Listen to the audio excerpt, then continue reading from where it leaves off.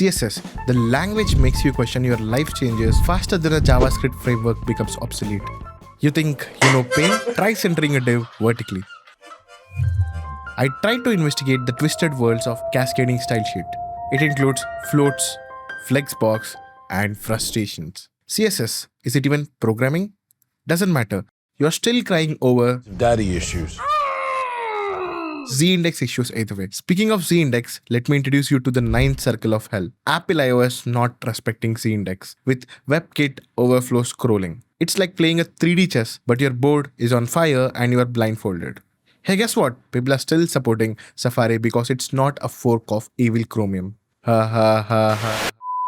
The best way to learn CSS is buying a structured course on Udemy or YouTubers like this or their overpriced courses. Yes, I'm talking about you. Mistakes that I continually make over and over again, but I'll focus on my mistakes and the blunders I keep making.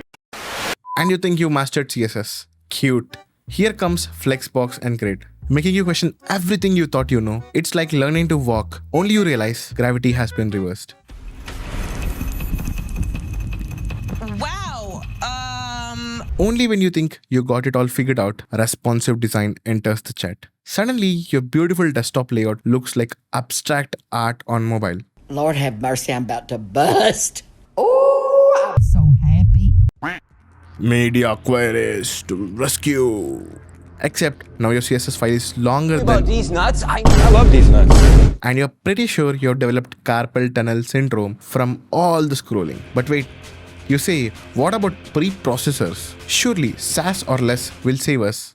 Oh sweet summer child, you have just traded one set of problem for another. Now you're debugging and compiling errors on top of usual CSS nightmares. For example, when I used to use SAS with Vite, my images never showed up.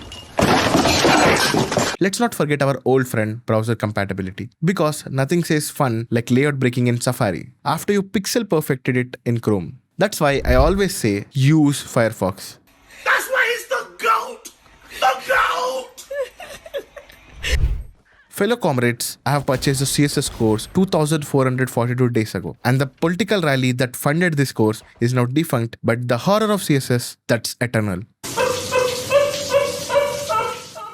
Trying to explain your non-tech friend why you are having an existential crisis over a floating div, realizing your pixel-perfect design looks like a Picasso painting on your client's ancient Internet Explorer. So what we have learned, CSS is not for the faint of heart. It's a twisted game of whack-and-mole, where molds are layout bug and your hammer is made of spaghetti. The harder you try, the more messier it gets. But hey, at least it's not assembly, right?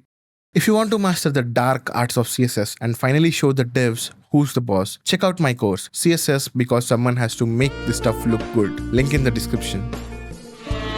I mean, it's a LinkedIn learning course, which is not sponsored by the way. Sort out your own gang.